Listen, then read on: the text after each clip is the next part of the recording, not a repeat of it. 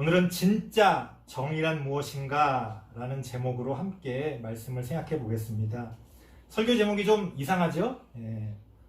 제가 좀 그런 여러 가지 중의적인 의미를 담아서 설교 제목을 좀 익살스럽게 그렇게 정해봤습니다. 정의란 무엇인가, 아마 제목은 다 들어보셨을 거예요. 마이클 샌델이라는 미국의 철학자가 쓴 책 제목입니다. 굉장히 그 베스트셀러가 돼가지고 유명해진 책인데요. 제가 듣기로는 많이 팔리기는 했지만 많이 읽혀지지는 않았다, 뭐 그런 이야기를 합니다. 왜냐면은 제목은 정의란 무엇인가인데 그 책을 읽다 보면 정의가 무엇인지도 헷갈려요. 그러니까 그 책에서 말하고자 하는 거는 정의라는 게 그렇게 단순하지가 않다. 그리고 여러 가지 기준들이 있다. 우리가 그런 것들을 다 복합적으로 생각해야 된다. 라는 얘기를 굉장히 철학적으로 쓰고 있습니다. 그래서 제목만 보고 쉽게 펼치셨던 분들이 끝까지 읽지 못하는 그런 안타까운 그런 책 가운데 하나인데요. 사실은 거기 나와 있는, 그 책에 나와 있는 철학자들의 사상들과 비교해 봤을 때는 굉장히 책을 쉽게 쓴 거죠. 근데 워낙 어려운 주제다 보니까 사람들이 그렇게 좀 쉽게 읽지는 못했던 것 같습니다. 뭐 이 시간에 그 책에 대한 얘기를 구구절절히 제가 말씀드릴 생각은 없고요. 이제 오늘도 그 제목을 따와서, 물론 그 책과도 연결되는 내용이 당연히 들어갑니다만, 제목을 따와서 함께 한번 여러분들과 얘기를 나눠보려고 합니다. 설교 제목에 대한 설명이 좀 필요할 것 같아요. 제가 보면은 진짜 하고서 쉼표를 찍었잖아요. 진짜 정의란 무엇인가. 쉼표를 찍었기 때문에 의미가 좀 달라지죠. 우리가 진짜, 가짜 할 때 그 진짜도 있지만 진짜로, 정말로 이렇게 할 때도 이 진짜라는 말을 사용하거든요. 그래서 제가 쉼표를 찍어서 진짜, 정말로 정의가 뭔지 한번 우리가 생각해 보자, 그런 의미에서 설교 제목을 정했고요. 만약에 쉼표를 빼고서 우리가 생각해 본다면 우리의 삶 가운데 진짜 정의도 있고 반대로 가짜 정의도 있다는 거예요. 그러니까 진짜 정의처럼 보여지고 많은 사람의 입을 통해서 회자되지만 사실은 가짜 정의도 존재할 수가 있다는 겁니다. 그래서 그런 어떤 복합적인 의미를 담아서 설교 제목을 그렇게 좀 재미있게 적어봤습니다.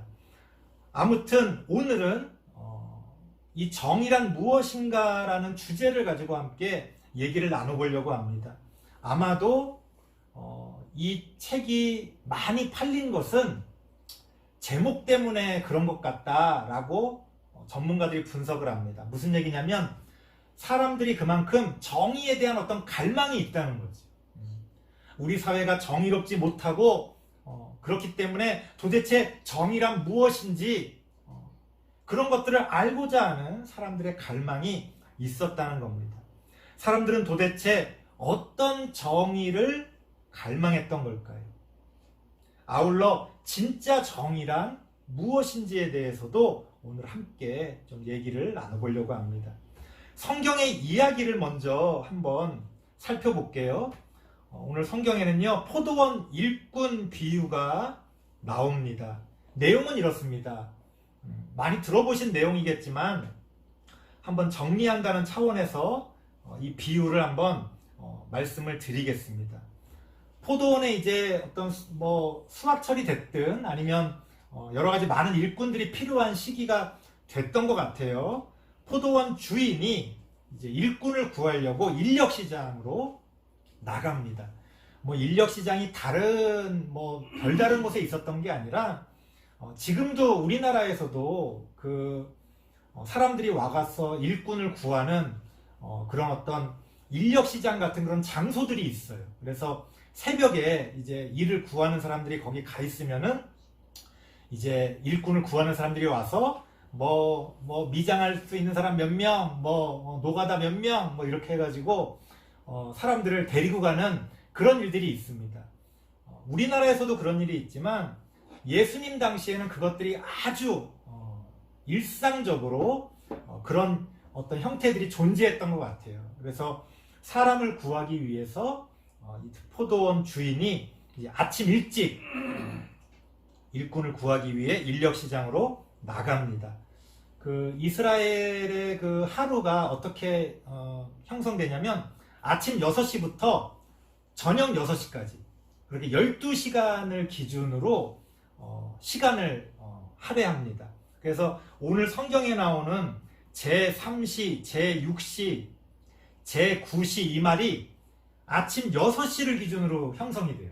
아침 6시를 기준으로 1시간, 2시간, 3시간, 4시간 이렇게 해갖고 12시간을 이야기합니다. 그러니까 오늘 본문에서 이른 아침에 집주인이 일꾼을 구하려고 나갔다라는 것은 아침 6시를 이야기하는 겁니다.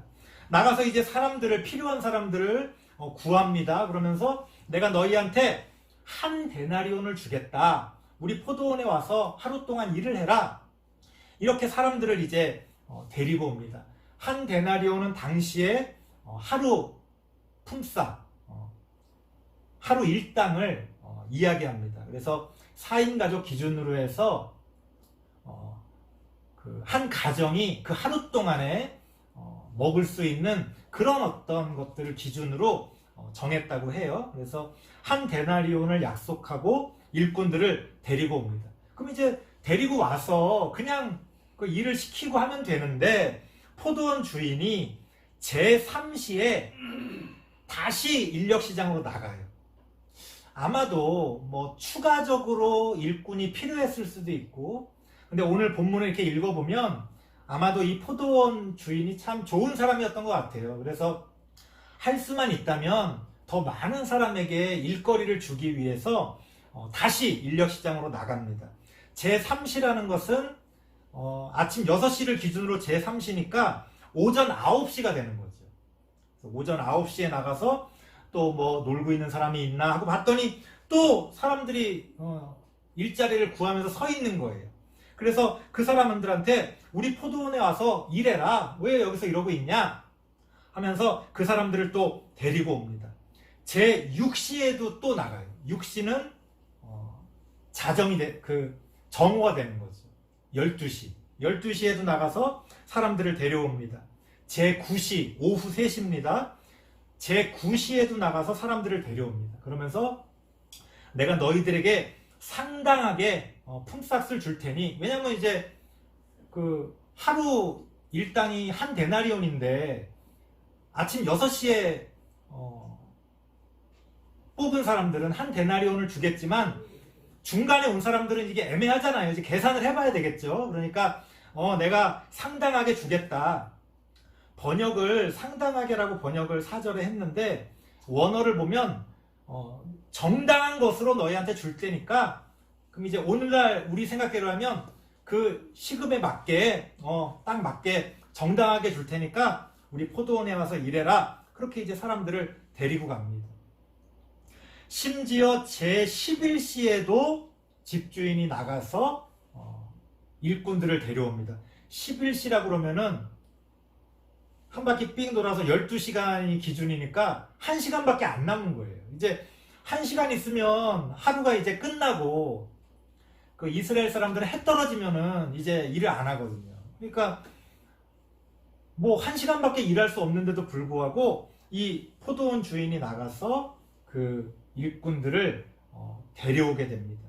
그래서 이제 1시간이 지나고 저녁 6시가 되니까 이제 하루 일당을 이제 나눠주게 되는 거죠. 그런데 일당을 어떤 순서대로 주느냐? 가장 나중에 온 사람을 먼저 돈을 주는 거예요. 근데 놀랍게도 제11시에 온 1시간밖에 일하지 않은 사람한테 이 포도원 주인이 한 데나리온을 지급하는 겁니다. 말이 안 되잖아요. 1시간밖에 일을 안 했는데. 하지만 사람들은 환호를 했어요. 와, 정말 좋은 주인이다.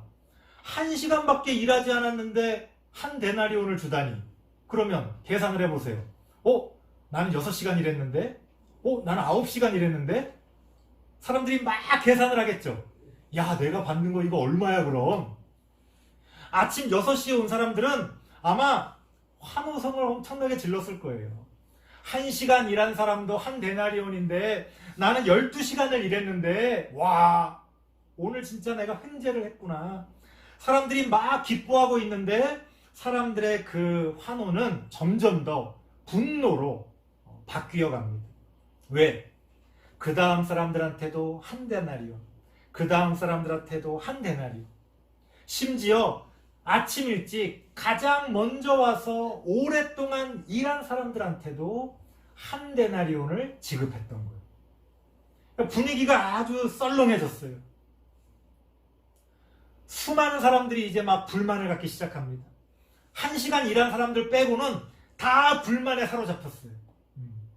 아니, 1시간 일한 사람이 한 데나리온인데 이거는 공정하지 못합니다. 이거는 정의롭지 못합니다. 그래서 그 중에 한 사람이 대표로 아마도 가장 일찍 온 사람이 아닐까 싶어요. 집주인한테 이제 따지듯이 원망을 합니다. 당신은 정의롭지 못합니다. 왜 1시간 일한 사람한테 한 데나리온을 주면서 우리한테도 똑같이 한 데나리온을 줍니까? 하면서 막 이제 막 집주인을 막 성토하는 거예요. 그랬더니 집주인이 뭐라고 이야기합니까? 아니, 이보게, 내가 뭘 잘못했나? 당신은 나랑 한 데나리온을 받겠다고 계약서를 썼는데, 그래서 내가 한 데나리온을 줬는데 내가 잘못한 게 뭐가 있나? 다른 사람들에게도 내가 한 데나리온을 준 것은 그것은 내 마음일세. 당신이 나에게 정의롭지 못하다고 따질 이유가 없지 않나? 이렇게 대답을 합니다. 아마도 사람들은 전혀 받아들이지 못했을 거예요. 말도 안 된다, 억울하다, 정의롭지 못하다. 쉽게 말해서 정의란 무엇인가? 라고 했을 때 이 집주인은 정의롭지 못하다는 거예요. 왜 그렇습니까? 우리의 고정관념으로는 동일노동, 동일임금.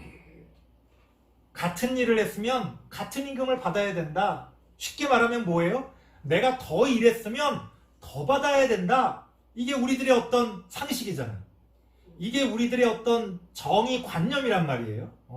아니, 공평하게 일한 만큼 받아야지.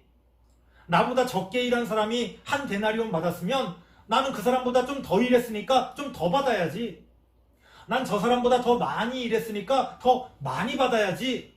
이게 오늘날에도 마찬가지로 많은 사람들이 가지고 있는 정의에 대한 생각입니다.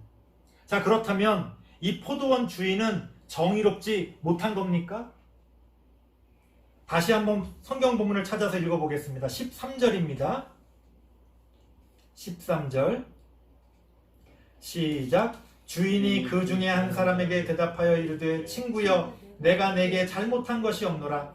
내가 나와 한 데나리온의 약속을 하지 아니하였느냐. 아까 말씀드린 거예요.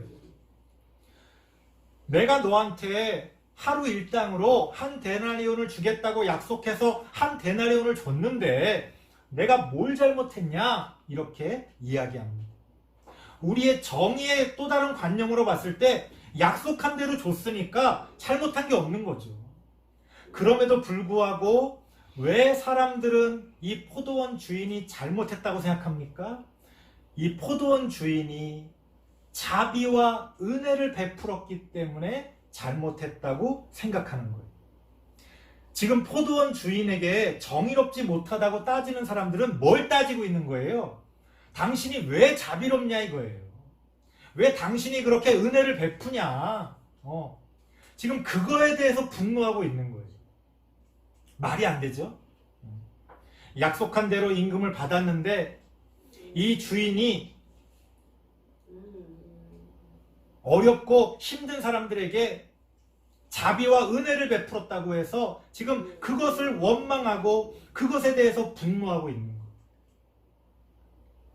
이 포도원 주인은 왜 이렇게 자비와 은혜를 베풀었을까요? 당시의 문화 가운데서는요, 하루 벌어서 하루 사는 거예요. 그러니까 어떤 사람이 1시간을 일했건 몇 시간을 일했건 쉽게 말하면 최저임금이라는 게 있는 거예요. 근데 그 사람이 1시간을 일했다고 해서 최저임금에 못 미치게 돈을 주면 그 사람의 가족들은 굶을 수밖에 없는 거예요.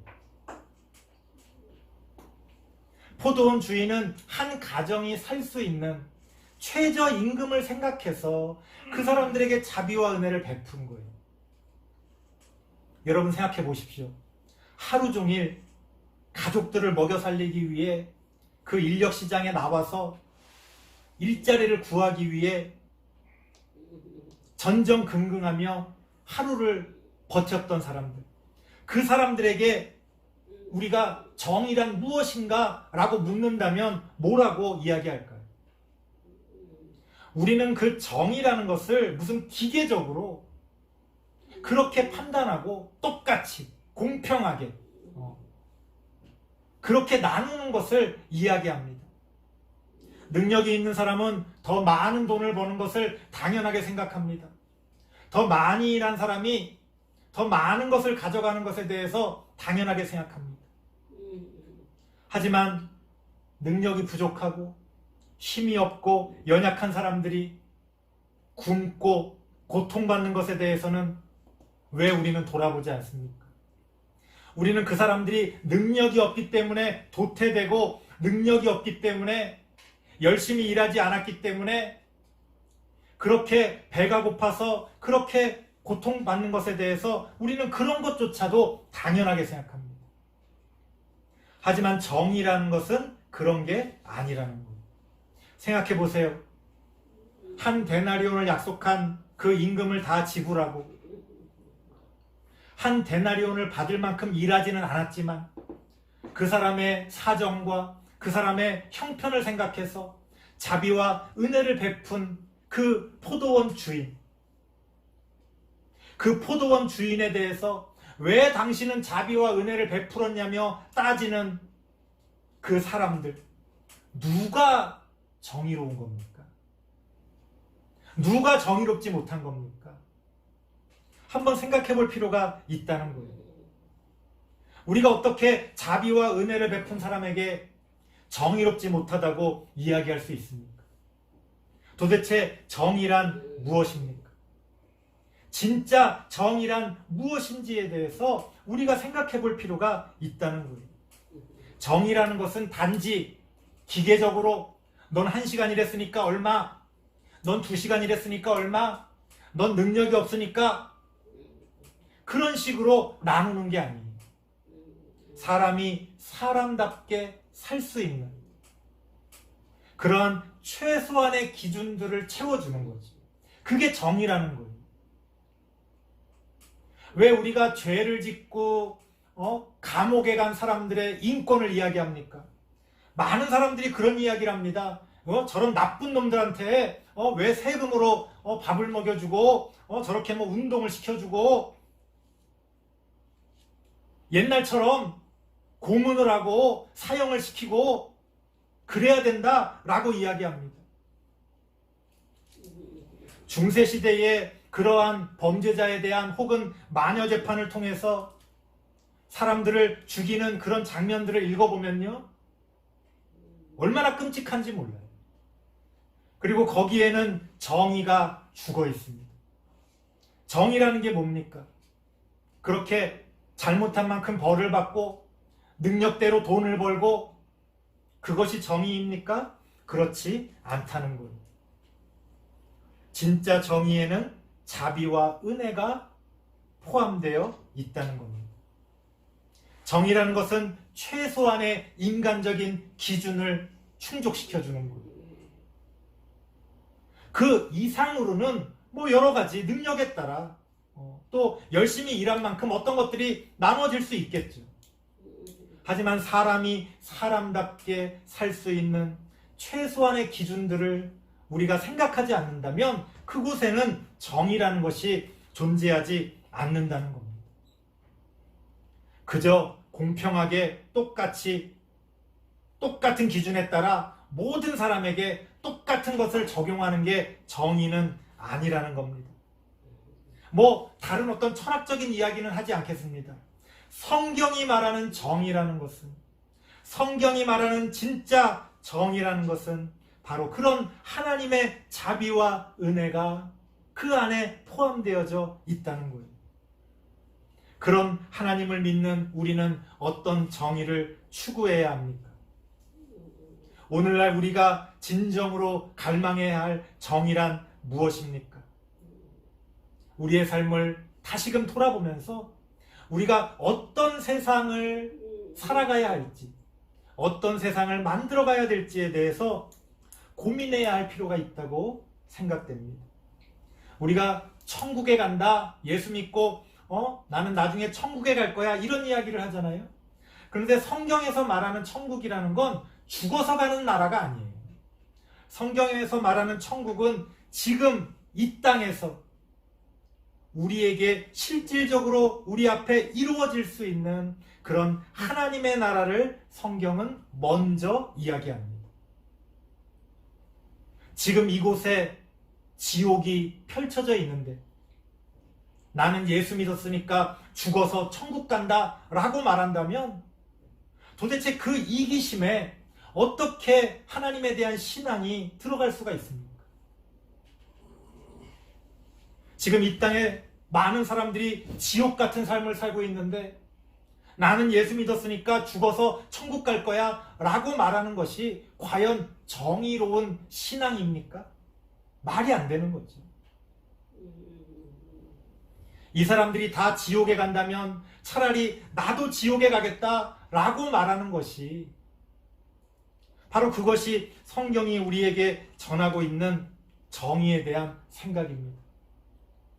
하나님이 예수 그리스도를 통해서 이 땅에 성육신하시고 우리와 함께 하신 것도 바로 그런 정의에 대한 그러한 하나님의 생각을 우리 앞에 보여주신 겁니다.